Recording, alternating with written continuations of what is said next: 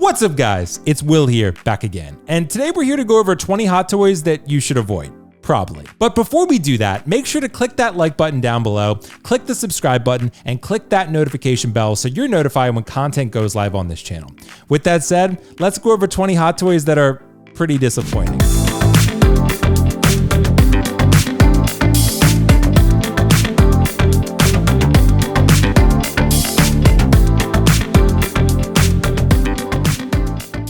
So a brief disclaimer before we get started. If you have one or several of these figures in your collection and you really enjoy them, that's great. Continue to do that. Don't let my opinion or anyone else's opinion sway your judgment of a figure's quality, because at the end of the day, it's your collection and what you love. So with that said, let's jump into the first figure. All right, guys, so the first figure on the list is actually the Hot Toys Moff Gideon from The Mandalorian Season 1. This is actually the only figure that I've ever purchased from Sideshow Collectibles that I actually returned out of dissatisfaction. I unboxed this figure and immediately was disappointed. I tried to sit on the figure for like maybe a day, not literally sit on it, but I tried to sit on it mentally for about a day or half a day. And I said, let's try to give this thing a fair chance. Let's try to put it in some poses, see how things go. I just couldn't get over how little it looks like Giancarlo Esposito. I'm a huge fan of Giancarlo ever since his Breaking Bad days. That was his breakout role from my experience with him as an actor. And since then, now he's got The Mandalorian and The Boys. I don't love where his character went, but I'm trying to look at this figure in just season 1 context. And even under that context, it just doesn't work for me. I'm looking at a head sculpt that doesn't look like the actor. The outfit, yes, it's accurate to the show, so Hot Toys did a good job, but it's not super eye-catching. The amount of presence that it has on your shelf is not that exciting. I don't think it adds that much to your display.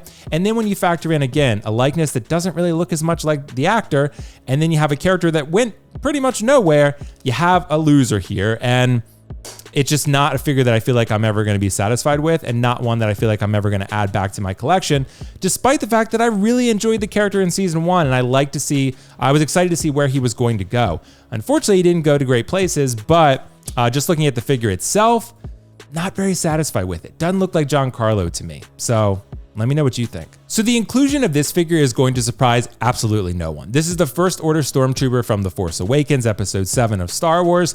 And you got to think about, for one, the sequel trilogy was not super well received by most fans. Hot Toys seemingly overproduced the Force Awakens line and made a lot of these Stormtroopers and every other character, and not all of them sold to the degree that Hot Toys envisioned when they produced them.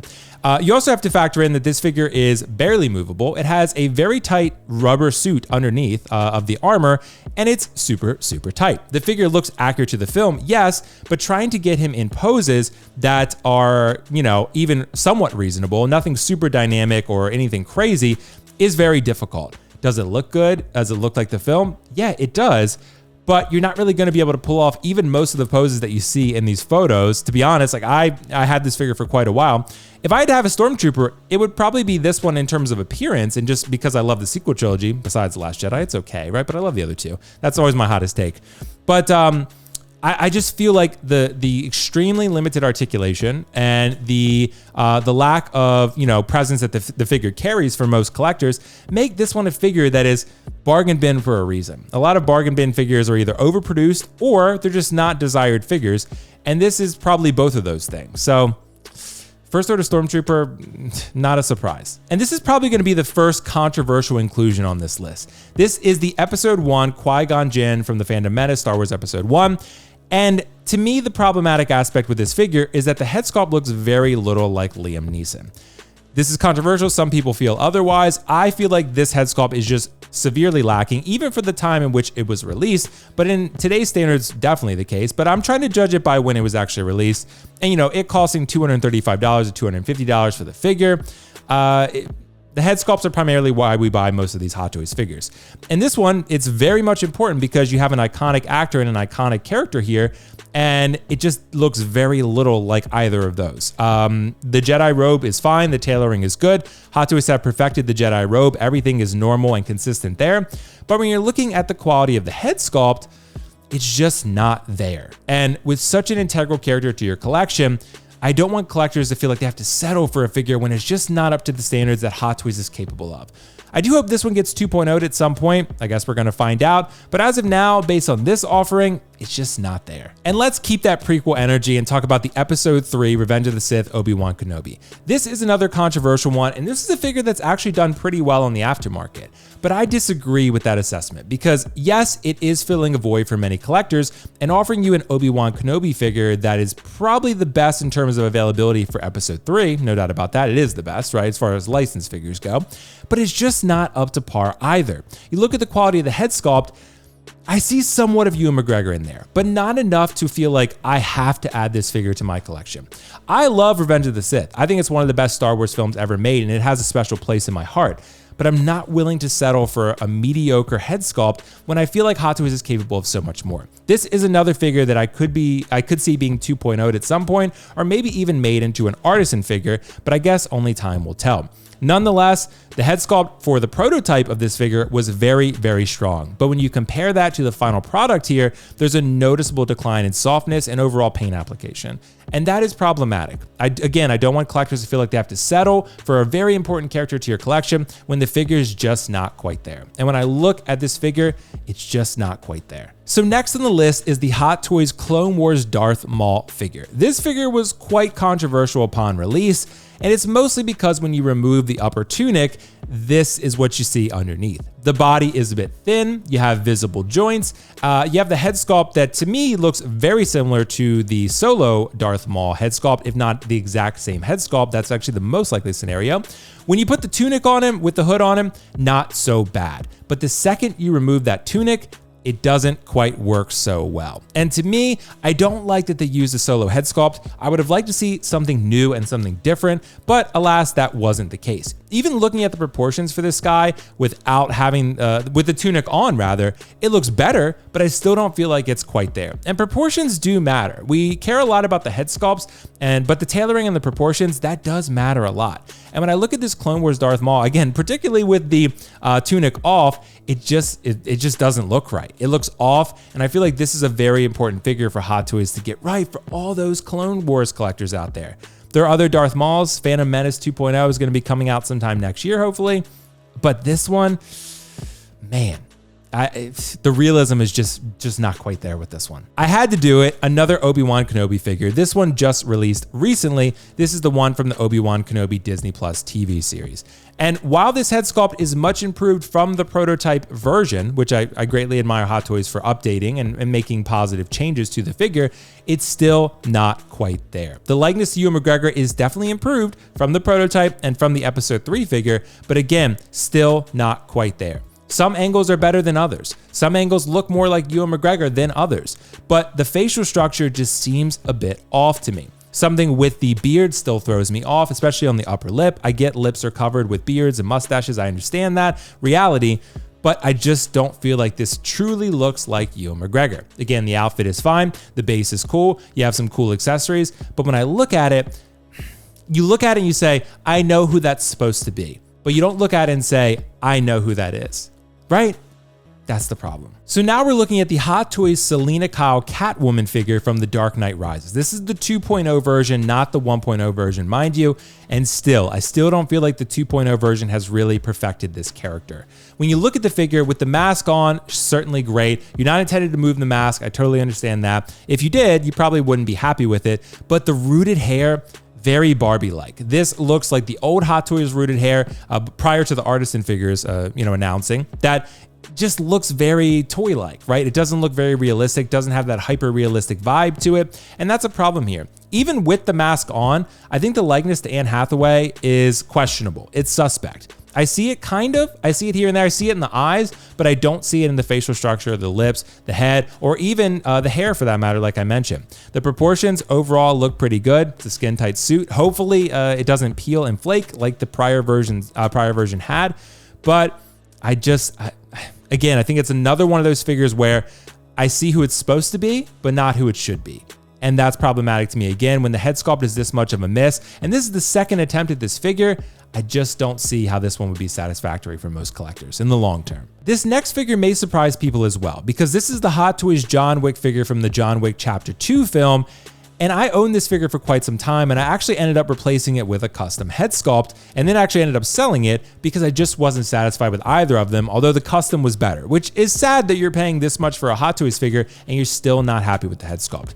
I think most people can look at this and say, this doesn't really look like Keanu Reeves. Again, I know it's meant to be John Wick. I can look at it and say, that's John Wick, but I don't really look at this and say, damn, that's Keanu Reeves, right? And I think this figure comes with a lot of good accessories. The tailoring is very good.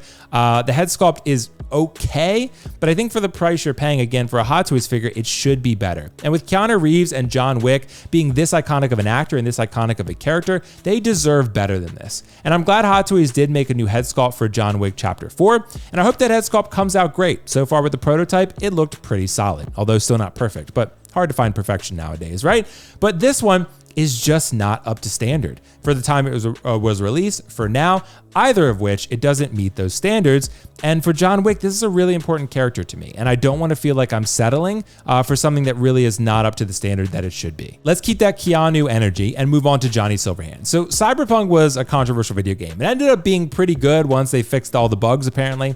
I ended up not playing it. I returned it because upon release, actually, they rushed it out and it was just very buggy and glitchy. So I decided I'm just going to wait until they actually ended up updating it. And then I actually never played it. So that's where we ended up. So nonetheless, this figure is just, it's Johnny Silverhand, right? You got visible joints, the tattoos are fine, that would have been difficult to do on a seamless body, but even a swappable set of arms at the shoulder joint that had the tattoos that are non-articulated, plus an articulated set for those who want to pose, would have been ideal for this release. Looking at the proportions of the figure, doesn't look that great. The head sculpt is not that great. You can put the glasses on him to conceal some of that. They clearly took the John Wick head sculpt, put a new hairpiece on it, and called it a day. I don't think they really cared that much with this figure. It's a Keanu Reeves figure, so they wanted to make it kind of similar to what they do with Johnny Depp.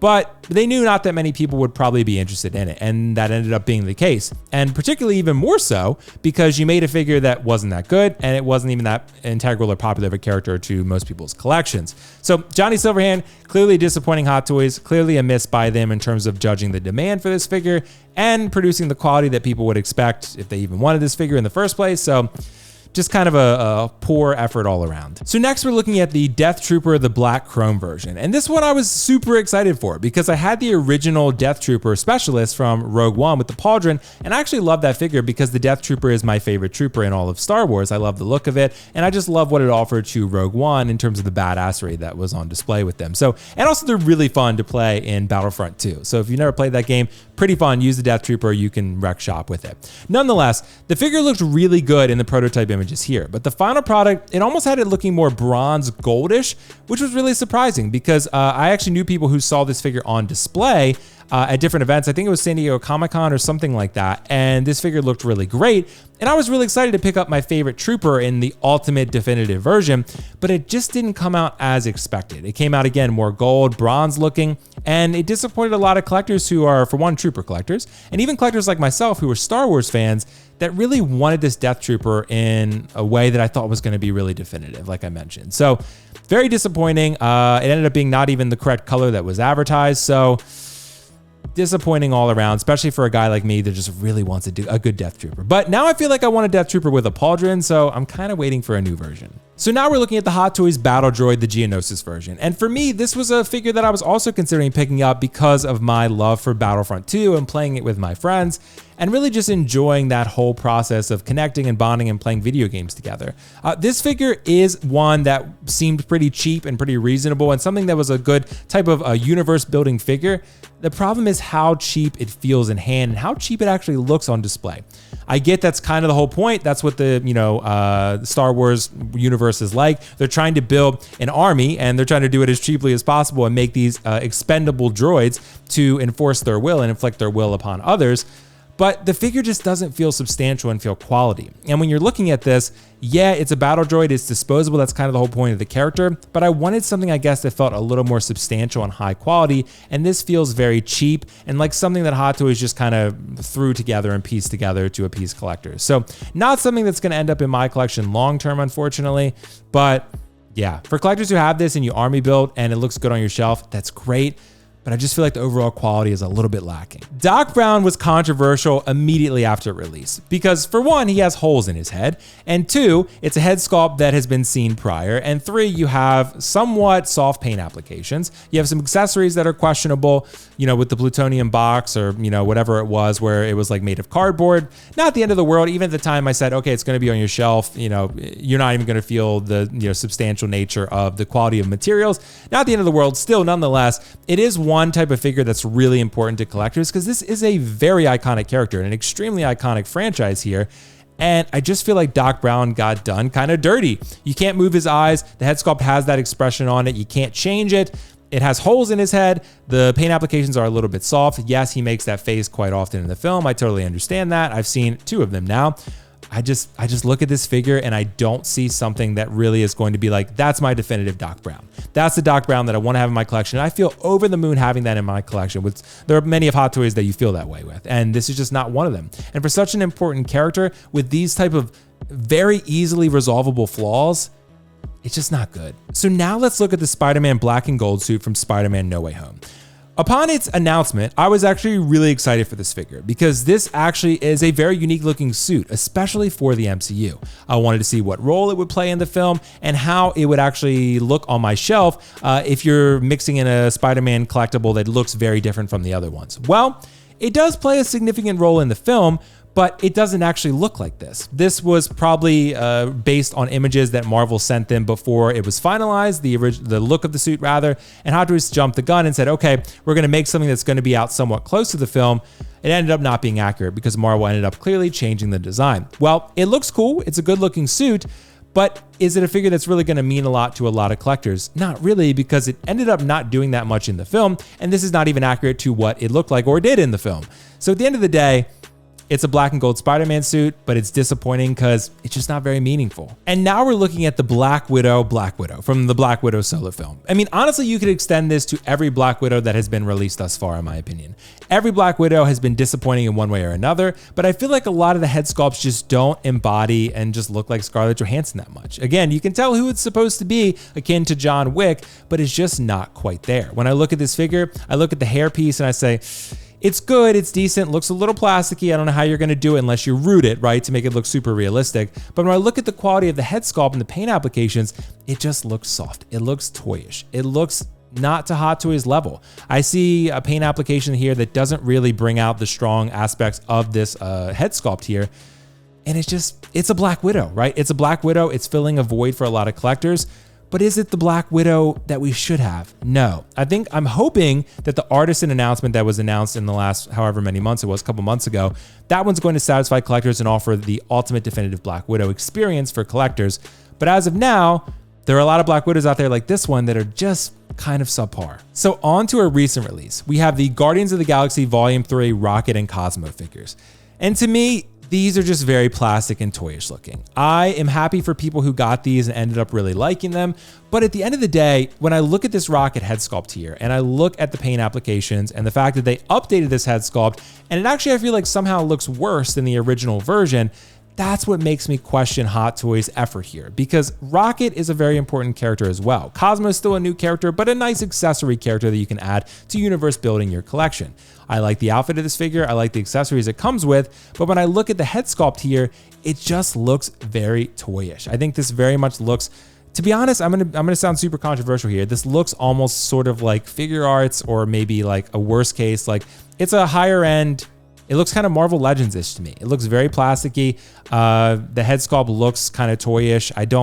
Even with Cosmo, it just doesn't quite look real at all. I don't look at this and say, man, that looks like a lifelike iteration of that character, a lifelike recreation of that character. I look at this and say, that's a toy of Rocket. And that's just not what I want to pay for these types of figures in my collection for. Let's look at Stealth Suit Spider-Man from Spider-Man Far From Home. So this is actually called Night Monkey in the film, but this is one that it ended up being sold for super cheap, particularly from Hong Kong resellers who had an abundance of stock and not a lot of demand to satisfy the outsourcing or the selling of that stock rather. So this is a figure, honestly, that it's just not that exciting.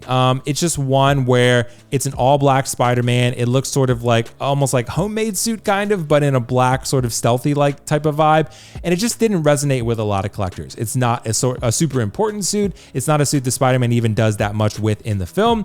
So it's just not one that a lot of collectors prioritize. And you combine that with it doesn't have a lot of presence on your shelf, it ends up being and resulting in a very disappointing figure and a disappointing experience. If you got it for super cheap and you enjoy it in your collection, maybe you love Far From Home, that's great. Maybe you're a Spider-Man completionist and you want every Spider-Man.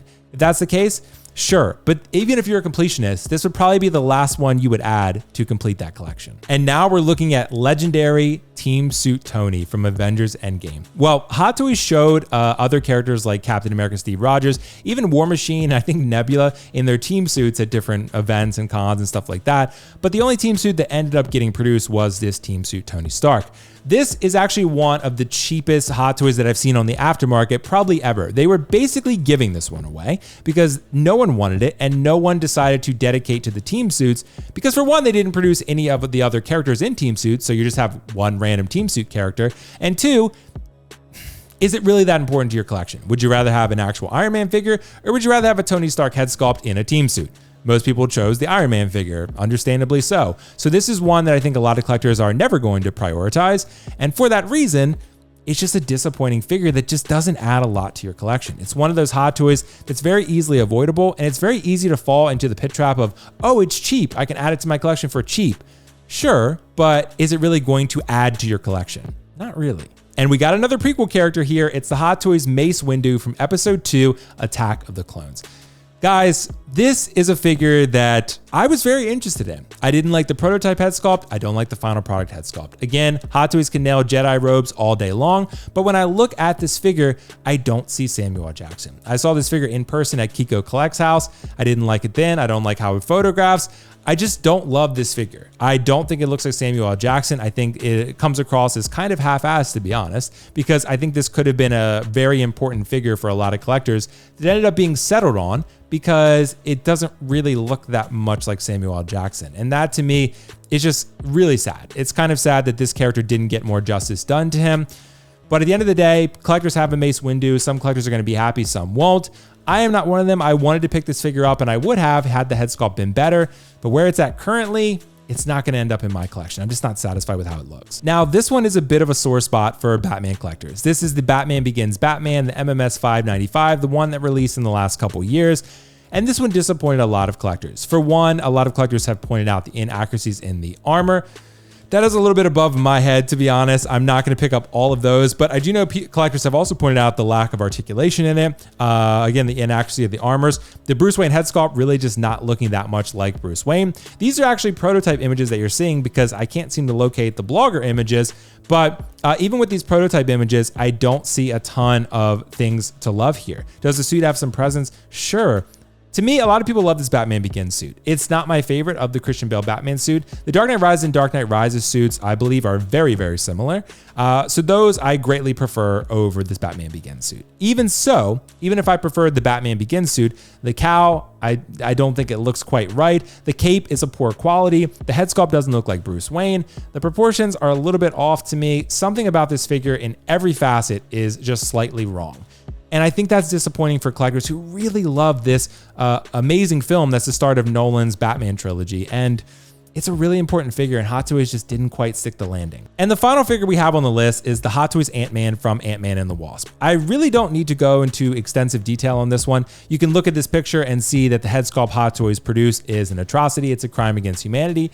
It's absolutely terrible. So I'm not sure what they were thinking in releasing this figure. It ended up becoming a whole meme, as you can see on your screen now.